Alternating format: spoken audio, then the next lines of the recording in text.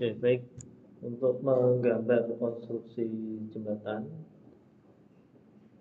sebenarnya kita bisa menggunakan software AutoCAD, tapi karena kebutuhan kita sekarang tidak hanya menggambar dua dimensi saja, jadi kita akan menggunakan software Autodesk Revit. Nah, software Autodesk Revit ini sebenarnya tidak dikhususkan untuk membuat atau menggambar konstruksi jembatan saja, karena awalnya justru malah dia ini untuk menggambar atau membuat model arsitektur ya. Nah, tampilan awal kalau kita buka Revit itu seperti ini ya. Ini menunjukkan file-file yang sudah pernah dibuka atau sudah pernah dibuat. Sama seperti halnya dengan di Civil 3D. Jadi kita bisa langsung membuka file yang sudah pernah dibuat atau dibuka sebelumnya.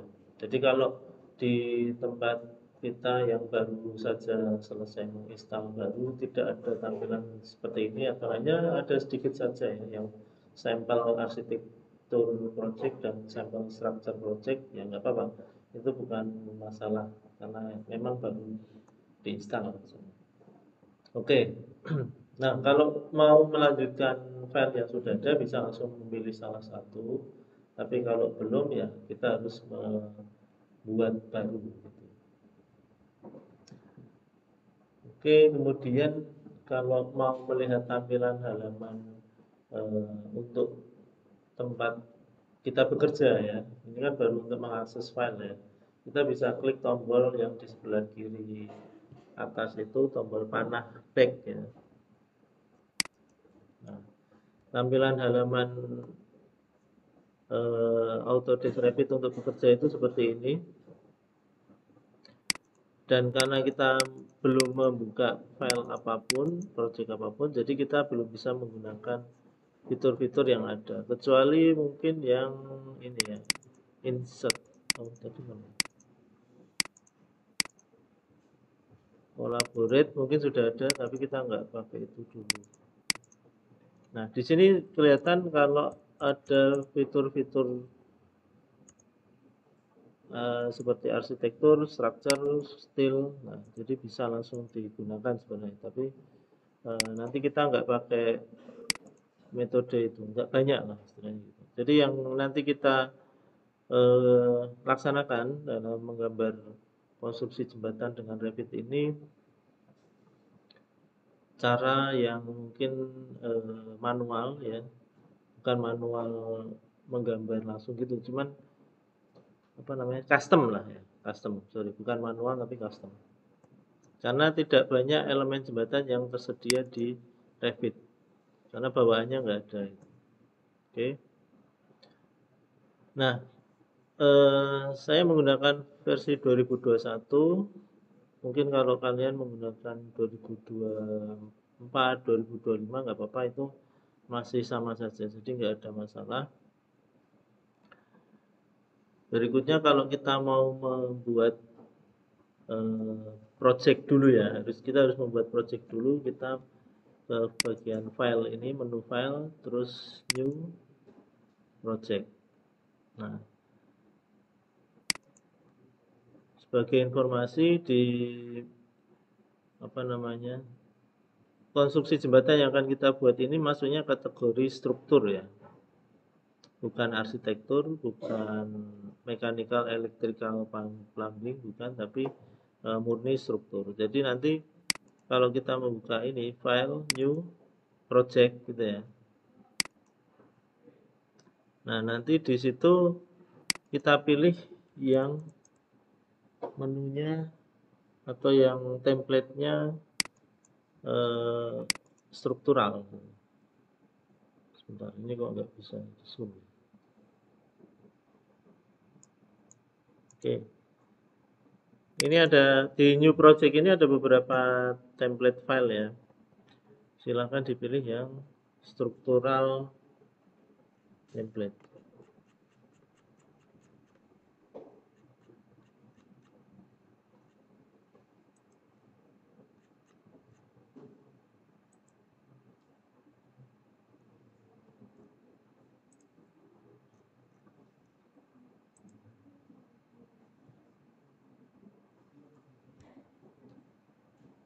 Sudah ketemu struktural template?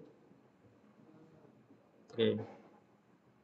Jadi kalau kita lihat di situ ada architectural template, ada mechanical template, ada electrical, plumbing. Nah, kita memilih template yang mana itu sesuai dengan gambar yang akan kita buat atau objek yang akan kita buat. Karena jembatan itu kan full struktur ya, kebanyakan struktur, jadi kita pilih yang struktural template. Ya. Oke, kalau sudah kita klik OK ya.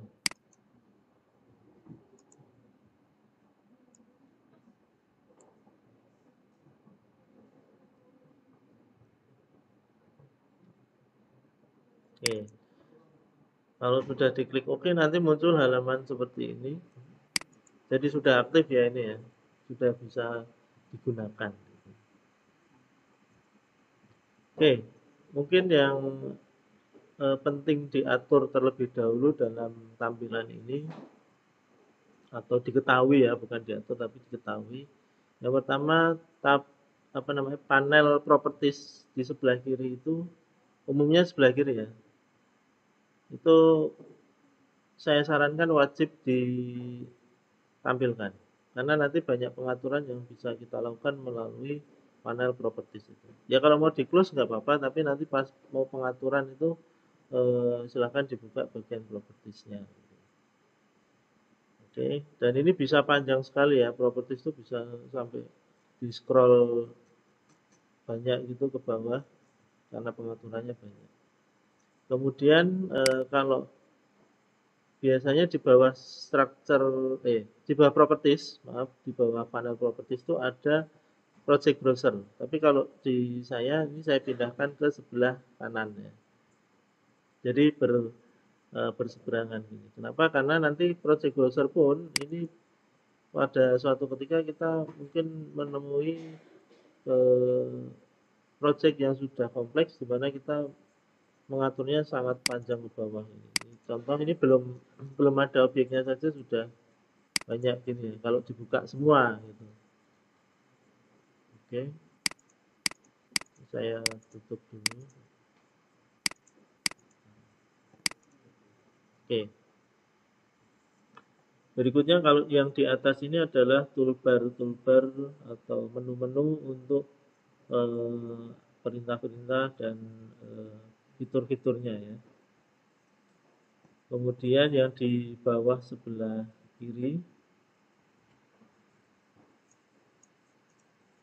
di sini ya, agak kiri bawah di sebelah kanannya panel properties ya, kelihatan ya sih. Ini di bagian ini ya, itu ada skala. Ini mirip yang ada di Civil 3D. Jadi kita bisa memilih skala seperti ini ya.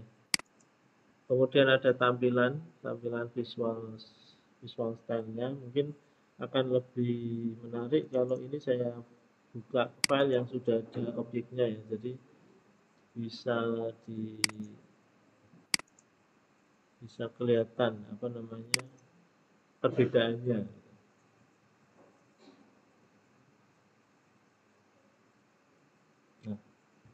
Nah, goal kita nanti seperti ini, kita membuat jembatan dengan elemen-elemen yang lengkap ya. Semoga waktunya cukup nanti. Ya nggak hari ini aja, tapi di minggu depan juga. Oke. Di bagian kiri bawah ini ya, kita coba untuk saya coba ya, kalau kalian mungkin belum punya filenya. Saya coba untuk mengatur ya. Yang pertama, ini ada detail skala dulu ya. Skalanya itu perbedaannya seperti apa. Jadi kalau kita ganti angkanya, tulisannya langsung berubah ya. Berubah ukuran tulisannya. Nah, seperti itu.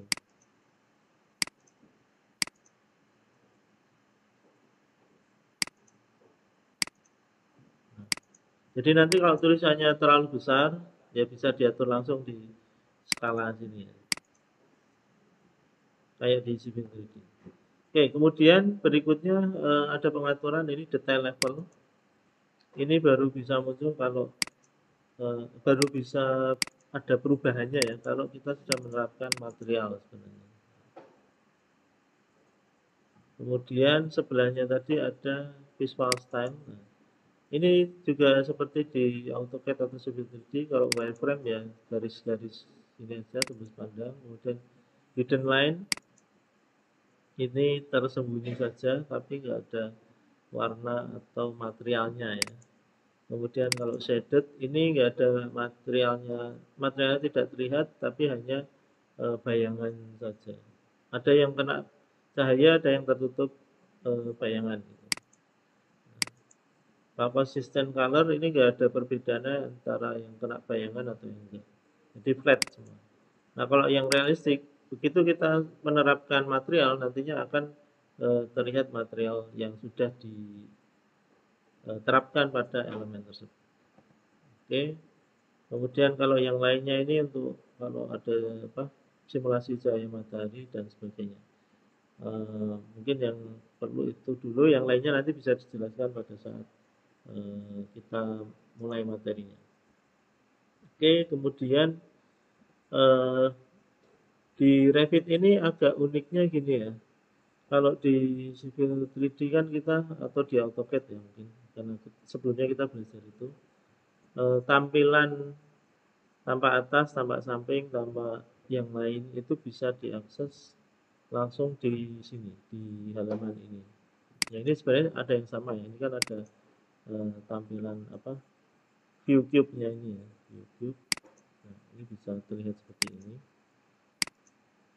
Nah, tapi ada juga pada project browser itu kita bisa memilih tampilan salah satu tampilan yang nantinya akan dibuatkan lembaran baru atau window baru. Contohnya ya di sini kan tampilan 3D. Ini kalau saya mau menampilkan tampak atas, itu masuk ke di bagian ini project browser, view, structural plans gitu ya.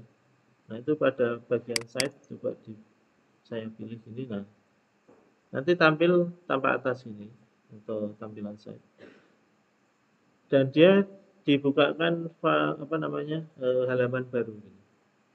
Jadi kan 3D gitu ya. Nah ini ada side. Begitu juga kalau saya mau melihat dari tampak selatan, tampak selatan. Nah, seperti ini. Nanti muncul juga halaman tampak selatan. Jadi kalau kita membuka banyak tampilan ya, nanti ini bisa penuh gitu. Seperti ini.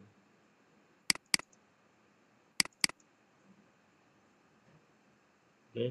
Nah, untuk bekerja di Revit, untuk menggambar, mengedit, itu yang berguna adalah bagian ini, yang kita akses di structural plans tadi itu.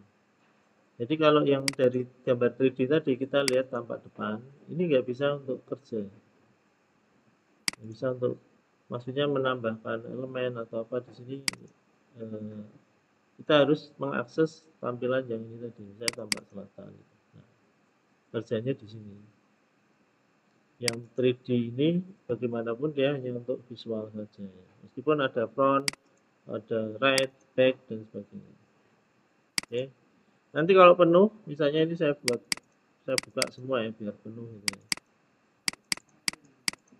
Nah, ini sudah nggak bisa nambah lagi, tapi dia kalau mau misalnya ya ini yang tampil ini jumlahnya lebih sedikit daripada yang kita buka tadi, itu kita akses di sini, diklik tombol kanan atas ini nanti muncul pilihan seperti ini. Ini kan ada tombol, ini diklik nanti muncul semua halaman-halaman tampilan yang tadi sudah dibuka. Oke, jadi bukan hilang ya, cuman dirapikan di arsip gitu. Oke.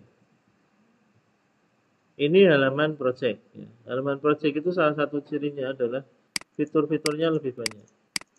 Cukup lengkap maksudnya gitu. Bukan cukup lengkap. Fitur-fiturnya lengkap ya.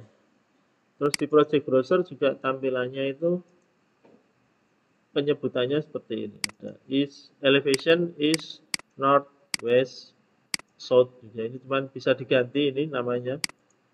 Diklik kanan, rename. Nah, itu bisa diganti.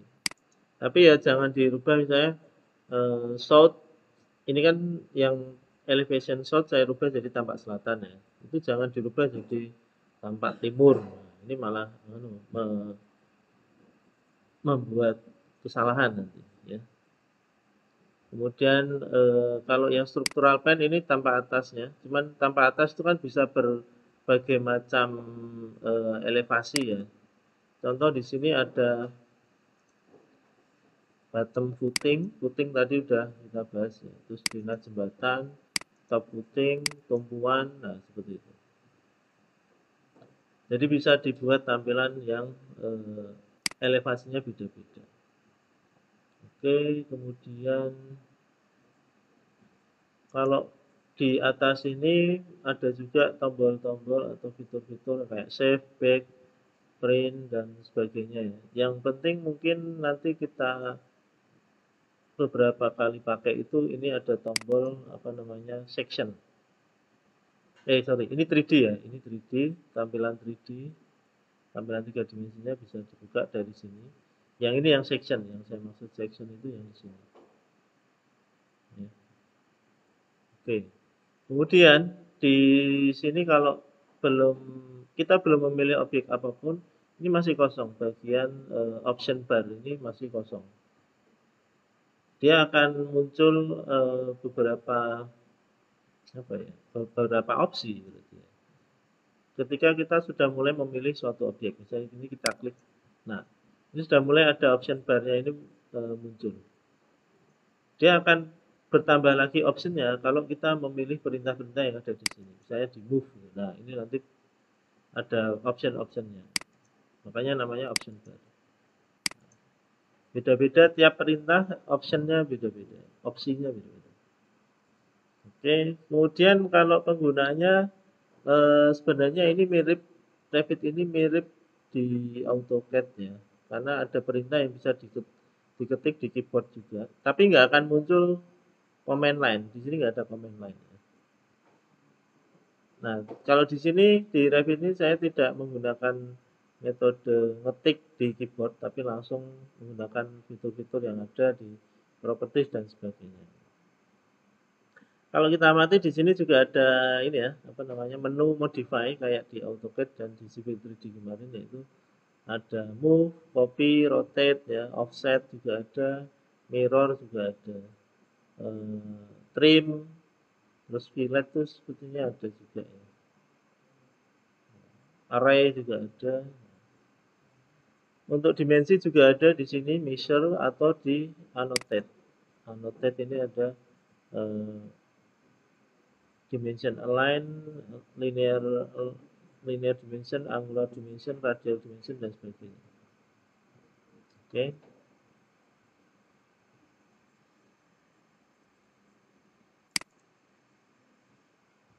Oke, mungkin itu yang perlu diketahui sebelum mulai mengerjakan atau membuat gambar ya.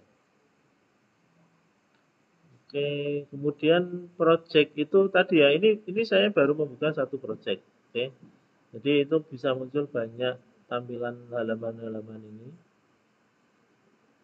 Dan kalau kita membuka dua project sekaligus, bisa. Jadi open lagi project misalnya ya. Atau di sini saya buka project ini.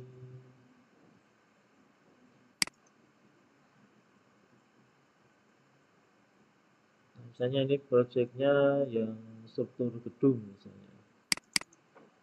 Ya ini bisa membuka banyak project.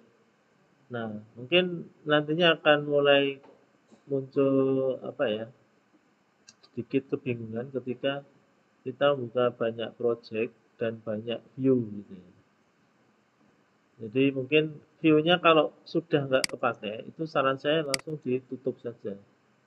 Jadi nggak terlalu banyak tampil gini. Nanti pusing ini. Kita sedang mengerjakan yang proyek gedung misalnya ya. Terus buka denah jembatan, kok beda? Nah, ya proyeknya kan beda gitu. Ya. Ini kebetulan objeknya beda, sangat beda ya antara gedung sama jembatan ini. Bayangkan kalau jembatan sama-sama jembatan gitu, atau sama-sama gedung, mungkin tambah membingungkan lagi ya. Nah, ini bisa ditutup, tampilan ini ditutup aja nggak apa-apa, di close ini. Cuman yang perlu diperhatikan kalau sudah tampilannya ditutup semua, nah mungkin nanti akan muncul notifikasi seperti ini. Ini artinya semua tampilan pada project jembatan Januari 2025.rvt ini sudah tidak ada, kecuali tinggal terakhir satu ini. Jadi kalau ini kita tutup, tampilan terakhir pada project yang disebut di sini kita tutup, nanti Revit akan menanyakan apakah ini mau diganti karena atau apakah ada perubahan pada project ini yang akan disimpan. Kenapa? Karena ini adalah tampilan terakhir dari project jembatan Januari 2025 ini. Yang artinya kalau ini kita close tanpa kita simpan perubahannya, ya nanti nggak ada perubahan yang disimpan, gitu aja. Itu ya. Termasuk yang ini tadi yang barusan project saya buka ini, kalau ini saya tutup semua tampilannya. Nah, itu nggak ada notifikasi. Kenapa? Karena memang tadi nggak mengedit apapun ya. Gitu. Oke. Silakan sampai sini kalau ada pertanyaan disampaikan. Kalau nah, berikutnya gini ya. Di Revit ini meskipun kita kerja di project ya, ini kan filenya project. Di dalam project ini terdiri dari beberapa elemen yang disebut dengan family. Misalnya jembatan ini, elemen jembatan ini terdiri dari banyak family. Elemen-elemennya seperti fondasi tiang panjang, terus abutment, kemudian wing wall, itu semuanya dibuat atau merupakan kategori family. Jadi gambarannya itu seperti ini. Ini saya coret-coret juga. Ini project, PRC itu project. Itu bisa terdiri dari, dan umumnya memang gitu ya, terdiri dari banyak family,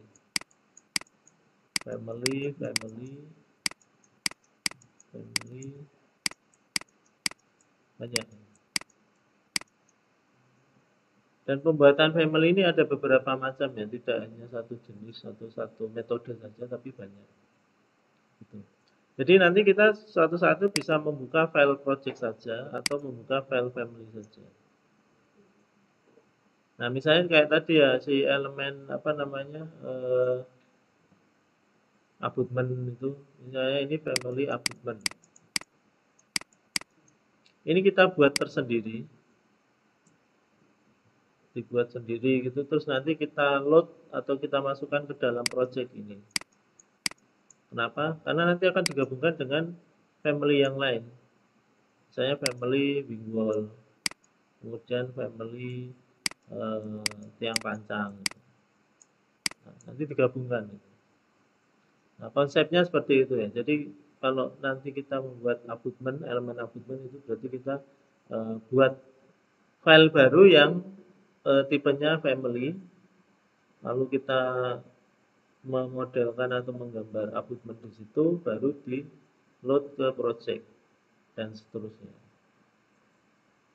Tapi ada juga yang family-nya langsung dikerjakan di project juga bisa. Jadi langsung di file project ini kita membuat, tapi itu juga family ya. Itu. Oke.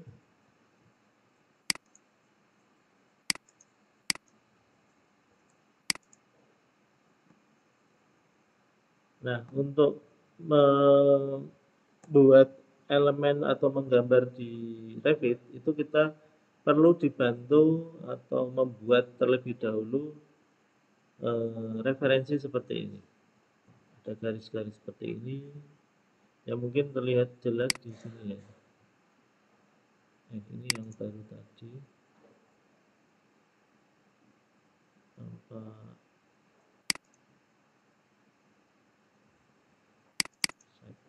Nah, side sama selatan. Nah, ini. Dari tampak samping atau tampak, kalau ini tampak selatannya, itu ada tulisan-tulisan seperti ini dan ada garis-garisnya ya. Ini bisa kita tambahkan, kita buat sendiri, jadi tidak otomatis muncul tapi kita buat sendiri. Garis-garis ini menunjukkan posisi elemen tertentu dan elevasinya ya. Misalnya ini tumpuan. Tumpuan ada di elevasi minus 2000. Nah, tumpuannya di sini. Kemudian top footing itu di minus 7000. Itu ada di sini. Kemudian bottom footing minus 8000 ada di sini. Nah, itu bisa kita tambahkan untuk membantu kita dalam penggambaran konstruksi jembatan ini. Nah, setiap garis elevasi yang muncul ini, yang kita buat ya, itu nantinya akan muncul di sini, di bagian apa namanya project browser ini, di bagian project browser. Contoh di sini ya, ada tumpuan ini, ya, tumpuan di sini ada. Terus top footing dan bottom footing. Top footing ada, bottom footing ada. Oke. Kemudian denah jembatan juga ada di sini. Seperti itu. Jadi kalau kita mau melihat tampak atas jembatan pada elevasi tumpuan, ya otomatis kita pilih tumpuan ini, di double klik saja. Nah, nanti muncul tampilannya langsung berubah pada, ini adalah tampilan jembatan pada elevasi tumpuan. Nah, kalau kita pilih yang top footing, beda lagi. Nah, bedanya apa? Di situ tiang pancangnya terlihat. Nah, ini yang bulat putus-putus ini tiang pancang. Kenapa putus-putus? Karena nggak langsung terlihat di situ. Di belakangnya atau di bawahnya footing. Terus kalau yang lengkap mungkin denah jembatan ya, ini paling atas seperti itu. Jadi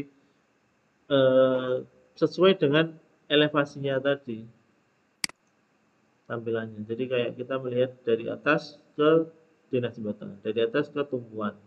Yang bagian atas tumpuan kayak dihilangin gitu loh. Oke ya, ini yang namanya level ya. Terus ada juga kalau di site tadi sudah muncul ini ya mobilnya. Ini namanya grid. Ini saya pindahkan dulu. Nah, ini juga garis referensi ini ya. Tapi ini kalau di Revit istilahnya grid. Jadi kayak di denah, kalau kita membuat denah bangunan kemarin ya semester 1 itu kan ada sumbu-sumbu ini ya, sumbu atau as dinding bangunannya ya. Nah, ini juga sama. Ini fungsinya sebagai referensi as atau sumbu bangunan. Kalau di sini tentunya bangunan jembatan ya.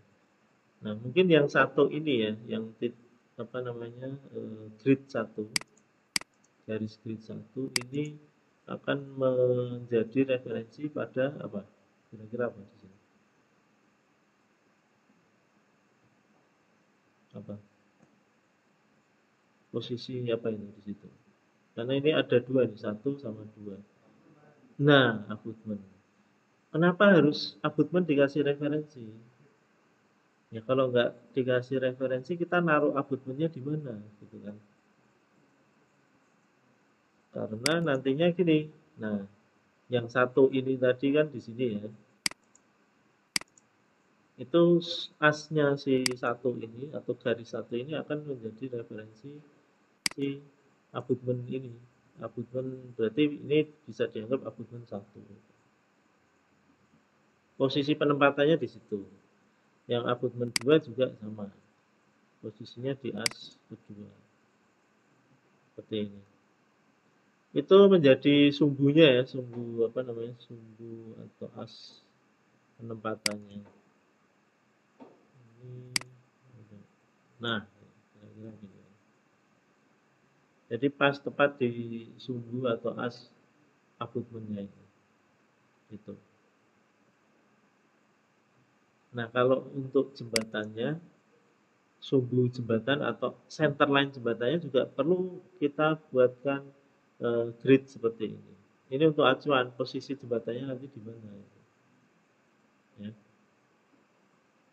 Nah, jadi untuk menempatkan abutmen, misalnya abutmen 2 ya, itu berarti dengan apa namanya logika sederhananya berarti posisi si abutmen 2 ini adalah pada perpotongan antara grid 2 dan grid A ini. Nah, itu. Itulah fungsinya ada grid. Kalau enggak nanti bebas kita naruh di mana aja bebas ya, ya enggak benar nanti ukurannya enggak tercapai. Kenapa? Karena jembatan itu kan ada tertentu ya, maksudnya bentangnya tertentu. Contoh di sini 40.000 atau ini 40.000 mili ya, atau 40 meter. Nah, kalau mau menempatkan tapi nggak punya grid, ya susah. Sebenarnya bisa, cuman nanti nggak, ya nggak teknis lah gitu ya. Kira-kira, oke, seperti itu ya. Ini gambarannya. Kemudian, oh ya, objeknya ini, objek yang ada di project ini, usahakan semuanya berada di dalam ini, apa namanya? Ini kan ada lingkaran-lingkaran ya di situ ya. Ini kalau di zoom itu nanti ada tulisannya tadi north, east, west, south itu muncul. Nah, jadi kalau naruh objek atau elemen struktur atau elemen yang kita gambar itu usahakan di tengah-tengahnya sini. Kenapa? Ini saya beri contoh ya. Kalau misalnya tidak di tengah-tengah situ apa yang terjadi? Misalnya yang saya geser mungkin bukan jembatannya ya, tapi ini. Ini bisa digeser loh ini. Dipilih saja terus langsung diklik, di drag itu bisa. Ini. Misalnya ini taruh di sini. Terus ini saya pindah ke sana. Jadi ini seolah-olah si elemennya tidak berada di tengahnya. Nah, saya di sini ya. Dia jadi di sini. Jembatannya kan berarti di luar area area pandang ini ya. Nah, itu nanti yang terjadi apa? Kalau saya ke bagian tampak selatan. Nah, sudah geser ini.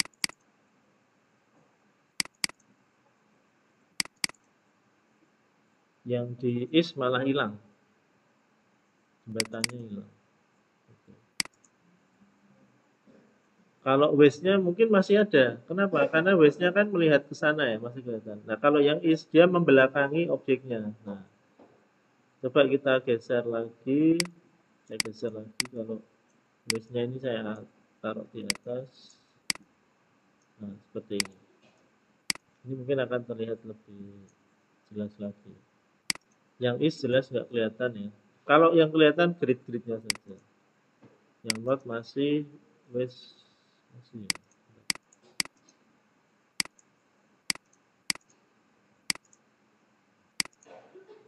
Nah, yang selatan udah hilang. North-nya masih. Seperti itu ya gambarannya. Yang selatan sama east hilang tuh. Selatan sama east. Nah, jadi nanti kalau menemui kondisi seperti ini, Pak, gambar saya itu ada, tapi kok saya buka east ini nggak muncul. Nah, mungkin kasusnya seperti ini. Nah, solusinya tinggal east-nya digeser ke sini. Supaya ini kan ada bagian yang menyudut ya. Ini kayak istilahnya matanya itu menghadap ke arah panahnya sana gitu. Nah, tinggal digeser aja. Ini juga geser. Nah, nanti akan tampak. Nah, seperti ini. Ya.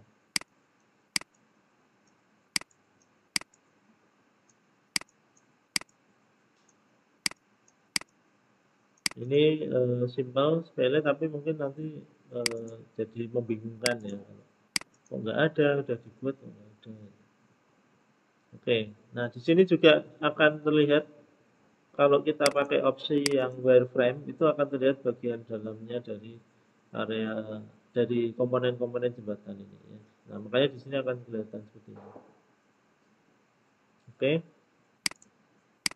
Nah, ini di project. Nah, kalau di apa namanya? Family itu tampilannya nanti seperti ini. Jadi karena ini elemen-elemen ini family ya, ini saya buka saja pakai edit family ini, nah, nanti akan muncul seperti ini. Nah, ini adalah tampilan kalau kita bekerja di file family. Yang pertama, ini menunya lebih sedikit dibanding di project tadi, dibatasi. Kemudian tampilannya ini juga berbeda. Di sini apa namanya? Floor plan, ceiling plan, 3D view, elevationnya juga beda. Kalau tadi kan east, west, south, north ya. Di sini background, left, right. Gitu. Berbeda ya. Nah, itu tadi perbedaannya antara project dan family.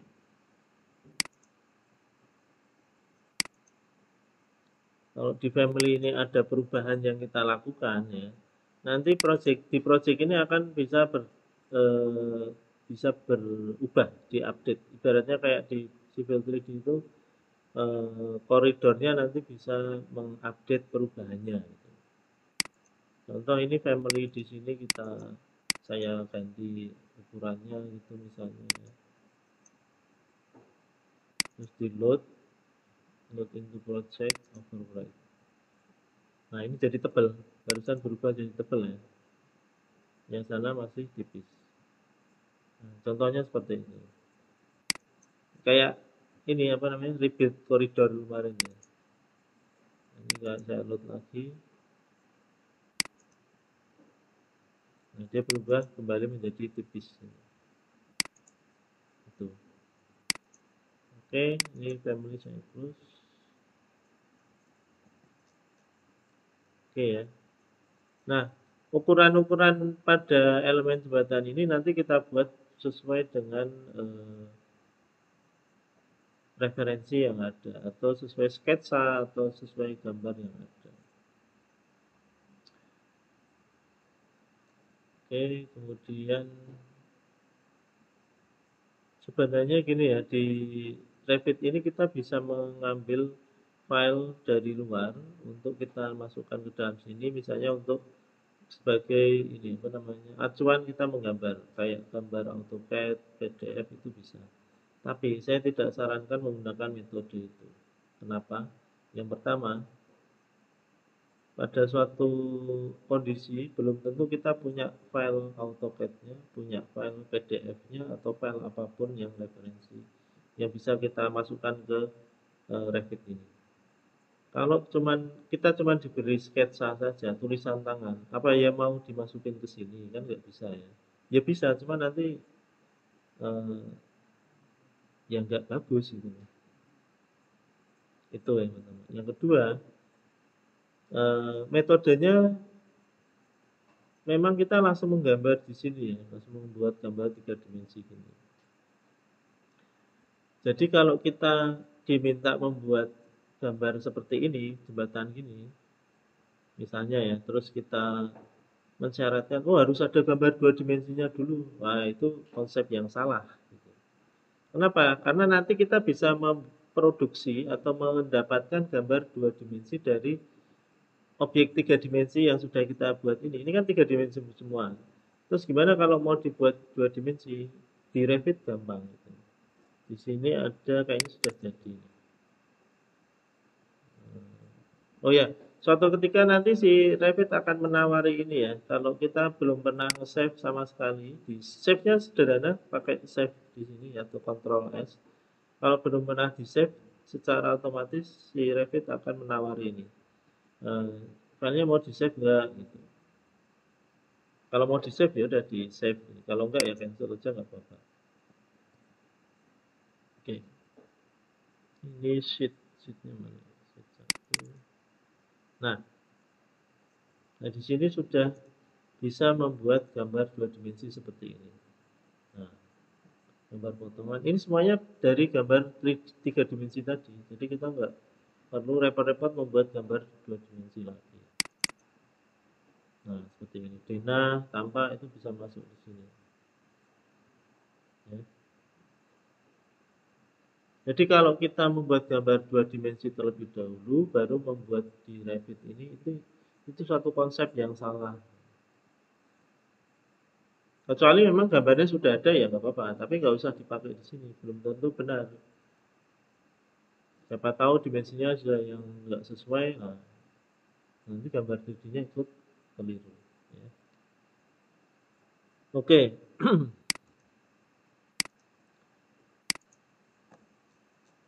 baik, kita kembali ke halaman tadi yang pertama kita buka ya. Kalau tadi kita pakai ini ya, file new project ya, atau new family juga bisa. Sebenarnya di halaman depan tadi, di halaman apa namanya, home-nya itu, kita bisa membuat dari sini juga. Tapi di sini nggak ada tulisan project ya, adanya models dan families. Jadi kalau project pilih yang ini, open. Tapi kalau tadi sudah terbuka ya nggak usah, open.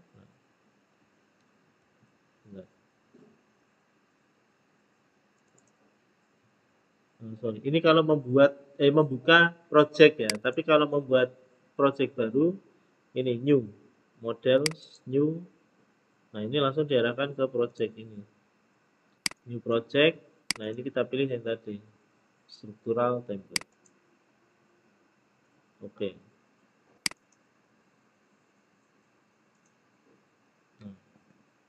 Oke, di sini kita langsung saja membuat yang pertama adalah acuan atau referensi dalam membuat elemen jembatannya. Oke, yang pertama jembatannya kita bikin yang sederhana, bentangnya 40 kayak tadi ya. Kita pertama bikin apa dulu ini namanya? Grid dulu ya, gridnya kita buat dulu. Jadi nanti kita tahu posisi jembatannya memanjang gini, terus posisi abutmennya di sini dan di sini gitu. Oke. Nah, jarak ini ke sini itu 40 meter tadi. Nah, seperti itu gambarannya. Oke, langsung saja kita buat grid. Cara membuat grid itu di bagian arsitektur atau struktur juga bisa ya. Tapi karena kita ini struktur ya mending kita pakai struktur saja. Di kiri atas dulu. Di kiri atas itu kan ada arsitektur, structure. Nah, kita pilih yang structure. Terus di kanan, sebelah kanan itu ada bagian datum ya. Ketemu lagi sama datumnya. Di datum ini sebenarnya ada level dan grid. Tapi level nggak aktif karena ini tampilan kita di apa? Level 2 ya. Jadi tanpa atas. Kalau tanpa atas level nggak akan bisa dibuat di bagian tanpa atas. Oke. Kita ke bagian grid dulu ya. Silakan diklik gridnya. Nah, kalau kita lihat ya, pas saya sorot gini, itu ada tulisan grid dalam kurung GR. Nah, itu artinya kita kalau mau mengakses perintah grid ini atau fitur grid ini, kita bisa juga dengan mengetik tombol GR. Tapi nggak bareng G dan R ditekan bareng enggak ya, tapi G dulu baru R dulu. Gitu. Kayak di AutoCAD. Tapi nggak perlu di enter. Ini saya beri contoh ya, kursor saya di sini GR.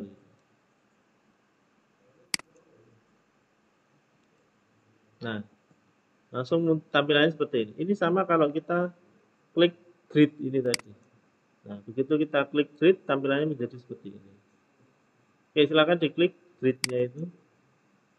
Nah, berikutnya di sini baik kita bisa langsung ya membuat garis kayak membuat line di AutoCAD itu. Klik di sebelah kiri gitu, terus tarik ke sebelah kanan, nggak usah di drag tapi di berikutnya klik di sebelah kanan. Nah, kalau mau benar-benar lurus, ini kan sudah ada acuannya ya, diikuti aja. Kalau ini miring berapa derajat itu muncul ya. Nah, pilih yang datar gitu. Panjangnya berapa bebas dulu, nanti kita atur belakangan. Karena ini juga belum bisa diatur panjangnya ya. Oke, silahkan diklik ini nanti jadi apa? Centerline jembatannya ya. Oke, centerline jembatannya. Berikutnya kita buatkan grid yang vertikal, yang gini. Untuk berikutnya gini. Ya, caranya sama, tinggal klik aja di sisi kiri itu dari atas ke bawah. Dan memotong garis centerline ini ya, jangan tidak memotong. Posisinya di mana bebas, bebas dulu aja, nggak apa-apa. Oke, ini sudah ada yang mungkin untuk referensi abutment yang sisi kiri ya. Berikutnya untuk referensi abutment sisi kanan, karena tadi bentangannya berapa 40 meter ya, kita sepakat 40 meter. Ini jangan sembarangan naruhnya, jangan asal. Tapi ini begitu kita geser gini kursornya, itu sudah ada angka di atas itu ya. Angkanya sudah bergerak ya kan? Nah, itu bisa langsung diketik 40.000 supaya angkanya pasti 40.000. Terus tekan enter. Nah, itulah posisi jarak 40.000 mili dari sumbu atau grid yang sebelumnya. Kalau sudah tinggal ditarik aja ke bawah, diarahkan ke bawah ini, klik. Nah, kenapa pakai mili? Karena di sini supaya tidak ada koma-koma gitu. Karena kalau jembatan itu kan kalau sudah ukurannya mili nggak mungkin ada koma ya, terlalu kecil ya. Nah, tapi sebelumnya gini, kita perlu memastikan satuan yang kita pakai ini pakai satuan mili. Caranya bagaimana? Di keyboard kita tekan tombol UN gitu. Nah, UN kayak ujian nasional. Unit ya itu. UN unit. Tapi itu bisa diakses juga di sini ya, di sistem maaf, di manage ya, manage terus di project units. Nah, di manage project unit itu bisa kita klik. Nah, di situ ada pengaturan ya. Kita pakai satuannya apa bisa diatur di sini.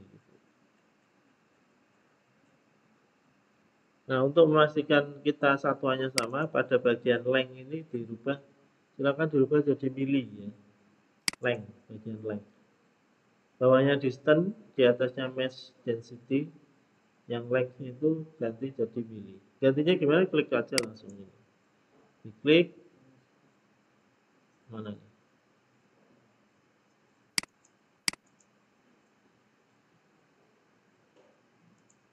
Nah ini, ada format ini ya.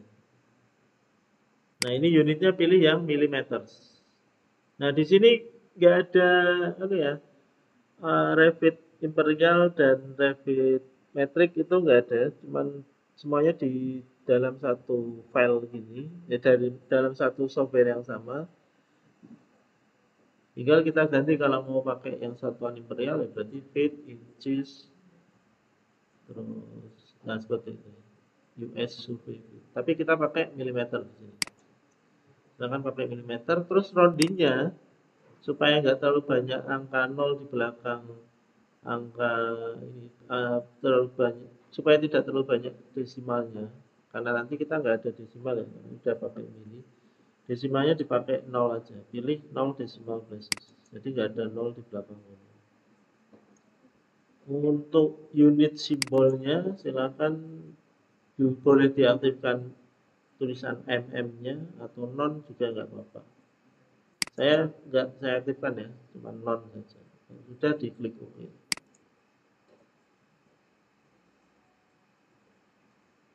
Oke, sekali lagi yang lainnya pastikan milimeter. Oke, kalau sudah diklik OK. Kalau sudah sama milimeter ya udah kita klik OK.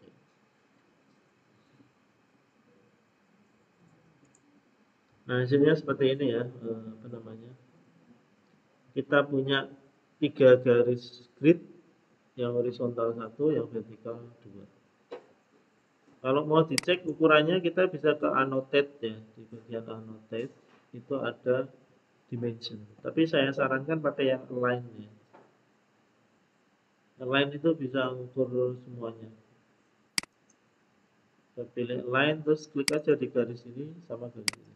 Nah, terus untuk menghentikan atau membuat dimensinya kita taruh aja seperti ini, klik di area yang kosong. Nah, hasilnya seperti ini.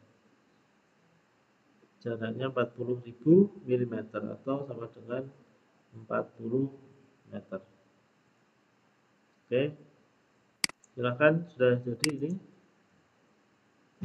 Nah, ini tampilan view-nya ini bisa kita pindah supaya nggak terlalu dekat ini. Yang west juga. Oke, pastikan jaraknya 40.000 atau ya kalau mau dicoba pakai ukuran yang lain boleh, silakan.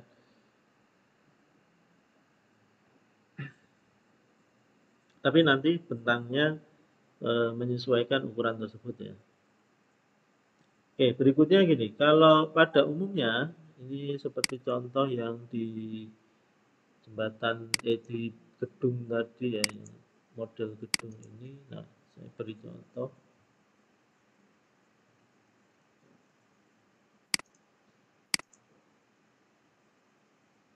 Kalau yang gedung ini gridnya ya sesuai dengan posisi elemen-elemen strukturnya atau elemen lainnya ya. Nah, kalau di umumnya kita buat grid itu sesuai denahnya. Jadi kayak tadi denah jembatan kan, ini posisi abutmen kiri, ini abutmen kanan. Nah, kemudian gini, umumnya penulisan nama gridnya atau sumbu bangunannya itu seperti ini. Ada satu baris yang pakai angka, ada satu baris yang pakai huruf, bisa seperti itu supaya tidak membingungkan. Nanti membacanya gini, misalnya kita membahas kolom di titik ini, di titik inilah, titik ini. Ini menyebutnya bukan apa namanya, akan lebih mudah menyebut atau menunjuk kolom ini kalau kita dalam bahasa lisan. Berarti bacanya apa nih? Ini kolom, nah betul, 2B. Dari mana? Dari sini. Ini 2, perpotongan antara sumbu 2 dan sumbu B. Di jembatan juga sama. Mungkin yang kita buat ini masih sederhana ya. Nanti berarti ada posisi abutmen sebelah kiri itu di sumbu 21. Nah, tapi ini nggak enak. Makanya kita sesuaikan atau kita atur seperti ini tadi. Ada yang pakai angka, ada yang pakai huruf gitu. Ya. Tapi ini sudah terlanjur ini Pak, angka semua. Oh nggak apa-apa, di Revit itu bisa dirubah ya, bisa dirubah. Rubahnya tinggal diklik aja, di double klik. Misalnya yang ini mau diganti menjadi A gitu ya. Ya udah diklik aja, silakan langsung diklik di tulisannya itu, langsung diklik terus diketik saja gantinya apa. Misalnya ini jadi A. Nah, ini berarti kita ganti menjadi 1, ini menjadi 2. Jadi nanti namanya sumbu abutmen 1 dan abutmen 2. Nah, kalau sudah ada yang dipakai ya, ini nggak mau, Revit nggak mau kalau dia itu idealis ya. Nggak, menurut dia nggak boleh dong ada sumbu yang namanya sama, sejajar, ini nggak boleh. Tadi saya ngetik apa ya kok muncul ini? 2 ini. Oh, berarti tadi saya ngetik 1 kayaknya. Nah, jadi ada mekanisme seperti itu ya, agak smart gitu ya. Kayak civil 3D kemarin. Atau kalau mau dirubah, misalnya ini saya lebih cocok menyebut ini abutmen A dan abutmen B, Pak. Oh ya boleh, silakan. Berarti ini nanti jadi sumbunya saya tulis 11 dulu ya. Ini yang A, boleh. Oh, kayak gitu boleh. Ini yang B. Keputusan ada di tangan kita ya, mau dirubah seperti apa. Tapi nanti kalau suruh rubah sama pimpinan lebih tinggi ya udah dirubah aja. Seperti ini bisa. Oke.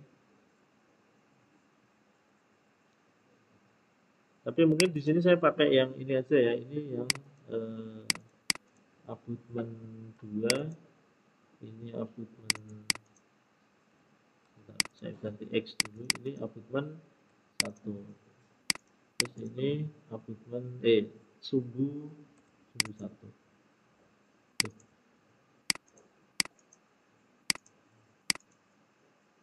Ini A berarti ya, maaf. Sumbu A. Oke. Itu grid. Sekarang kita akan membuat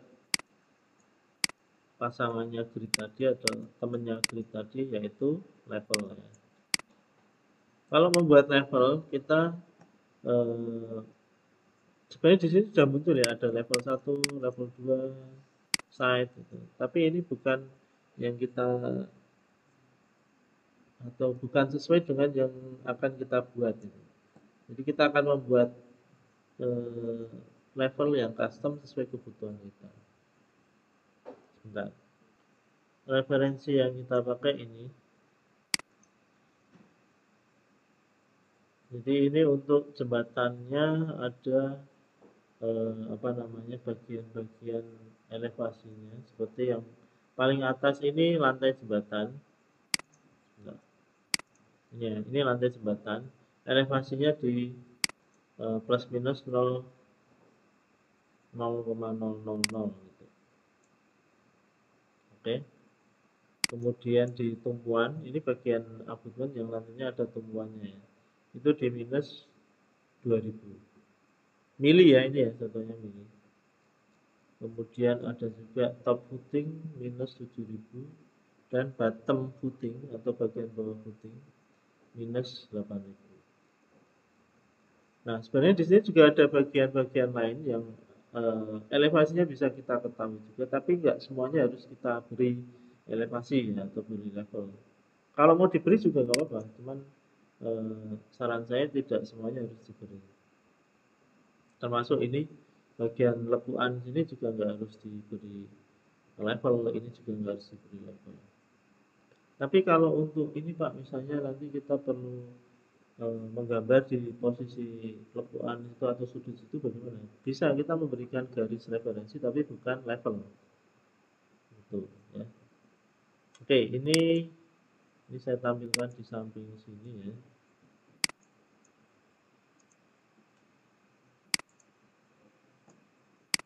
Supaya bisa dilihat, bisa ditengok.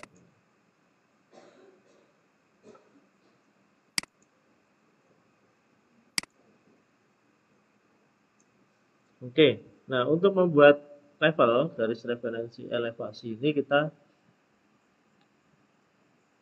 masuk ke salah satu elevation di project browser ya. Ini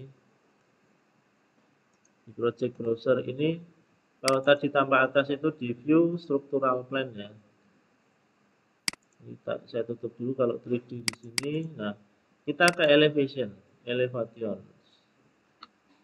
yang ada east, north, south, west. Silakan dibuka salah satu. Kalau saya mungkin pilih yang south ya. Double klik pada south, silakan double klik south itu.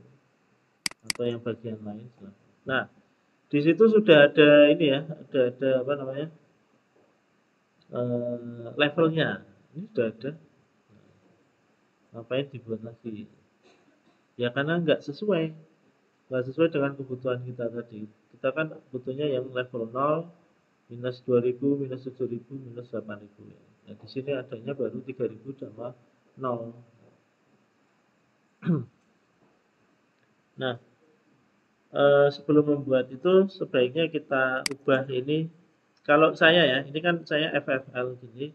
Ini satuannya meter. Jadi saya ganti dulu menjadi eh, tipe lain. Jadi ini tipenya bisa diganti. Ini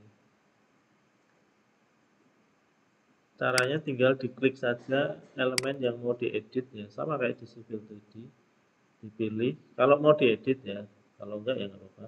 Ini dipilih dulu, terus nanti di bagian properties itu ada pilihan, diklik saja ya. Ini ada yang level head FFL, ini ada yang 8 mm head. Nah, kalau yang 8 mm head di sini ya, di kiri atas ini. Ini ya. Ini dipilih dulu elemennya, terus kalau sudah membiru itu di bagian properties diklik gini. Nah, ini ada pilihannya. Ini sekarang yang dipakai yang 8 mm head. Kalau diganti yang FFL lagi ini, nah tinggal diganti. Nah ini yang level 2 juga mau saya ganti sekalian.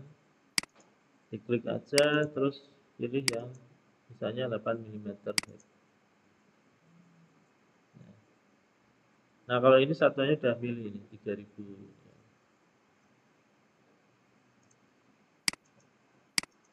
Oke, kalau sudah memilih objek, misalnya gini ya, itu masih aktif terus loh tuh si apa objek yang terpilih itu. Jadi kalau untuk mengakhiri selection atau pemilihannya ini, silakan klik tombol modify di atas itu ya. Itu untuk mengakhiri. Atau di keyboard tekan tombol escape. Mungkin escape-nya bisa 2 kali atau tergantung ini ya, modenya.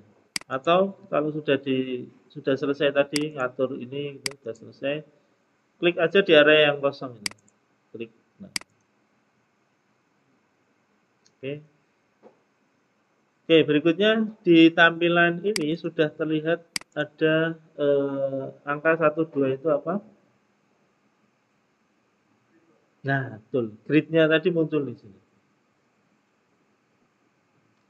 Jadi kalau kita mau membuat level, sebaiknya ini dibuat memotong garis grid ini.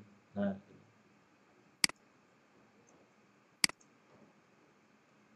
dibuat memotong. Caranya gimana? Tinggal diklik saja, nanti ada lingkaran kecil di dekat apa namanya buletannya itu. Nah, kayak gini ya. Tinggal di drag aja. Drag. Ini juga di drag ini.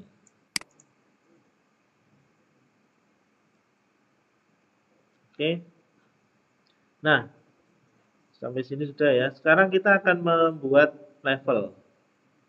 Tapi kalau prinsip apa namanya supaya efisien, yang sudah ada ini nggak harus kita hapus atau nggak harus membuat baru lagi. Misalnya yang level 1 ini kan elevasinya 0 nih. Ini sama dengan lantai jembatan ya. Sama dengan lantai jembatan yang elevasinya 0 itu. Nah ini bisa kita gunakan aja, kita manfaatkan. Ya. Tapi namanya beda Pak. Ini level 1 itu lantai jembatan. Oke, kita ganti saja kalau itu namanya. Level 1 ini diklik saja. Nah, nanti muncul yang ini ya. Itu. Atau di double klik di tulisan level 1 itu. Langsung diketik saja. Misalnya jadi lantai jembatan. Lantai jembatan. Atau nama level lainnya ya boleh. Terus kalau sudah ditekan enter. Nah, kalau muncul notifikasi seperti ini dari Revit, would you like to rename corresponding views? Pilih yes.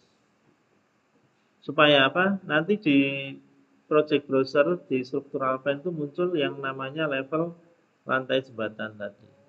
Pilih yes ya. Nah, nanti di sini sudah muncul ada lantai jembatan. Sudah muncul?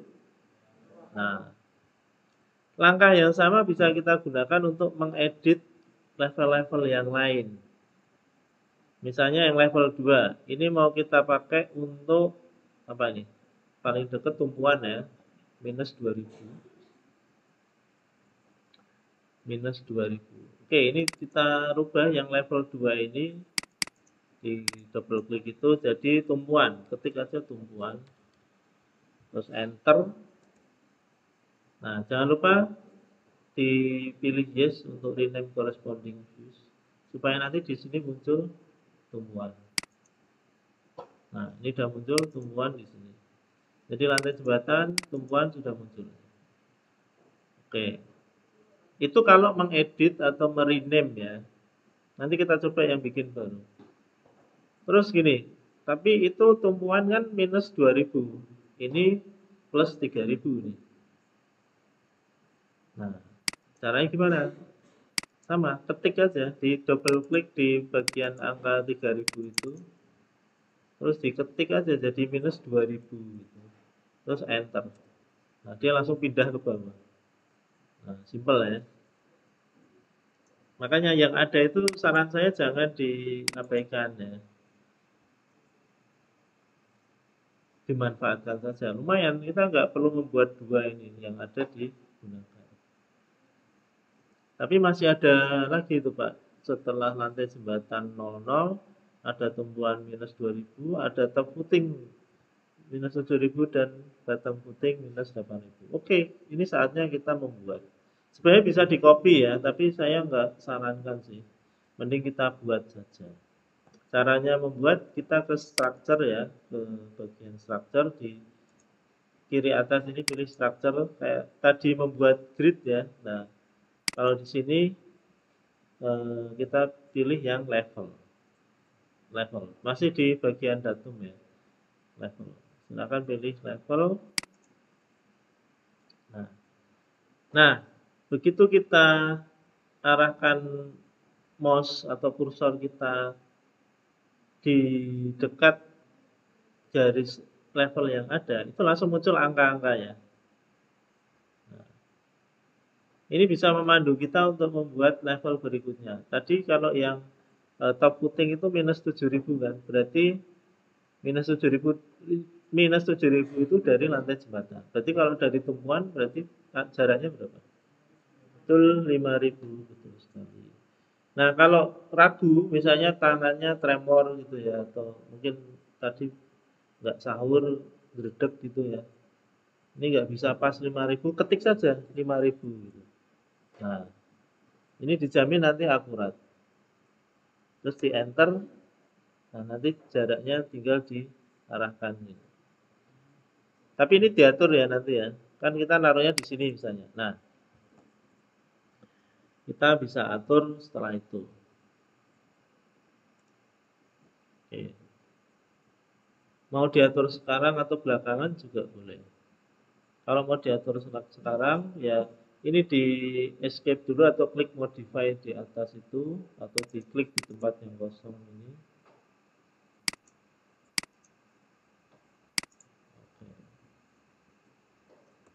Atau di escape lah. Nah, ini kita atur posisinya disesuaikan dengan yang sudah ada. Gitu kan. Dirapikan.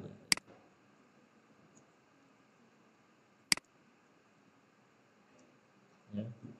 Terus ini dirubah juga boleh pakai yang di properties tadi, dipilih dulu ini apa namanya si levelnya, terus di properties pilih yang 8 mm depth. Nah, jangan lupa nama level 3-nya juga kita ganti ya. Jadi apa di sini? Top footing. Oke, top footing. Top footing. Enter. Jangan lupa pilih yes supaya di sini nanti berubah. Muncul lagi. Nah, ini top footing sudah muncul. Oke, cara yang sama bisa kita gunakan untuk membuat yang bottom footing ya. Bottom footing. Silahkan dicoba untuk bottom footing. Caranya sama ya, di structure, terus di level, pilih Nah, jaraknya sekarang berarti berapa? Tadi kan minus 8.000 ya. Bottom footing itu berarti jaraknya 1.000. Nah, jadi memang gambar teknik ini banyak hitung-hitungannya sebenarnya. Nggak cuma garis-garis saja, ada hitung-hitungan. Tapi hitung-hitungannya nggak terlalu susah. Paling tadi 7.000 ke 8.000 berapa? 1.000. Nah, ini kita ketik aja 1.000, enter, terus posisinya di sini. Nah, kemudian kalau mau menambahkan level-level lainnya yang dianggap perlu, ya silahkan, boleh. Tidak apa namanya, tidak dibatasi. Terus ini diganti sekalian, diatur kayak tadi ya.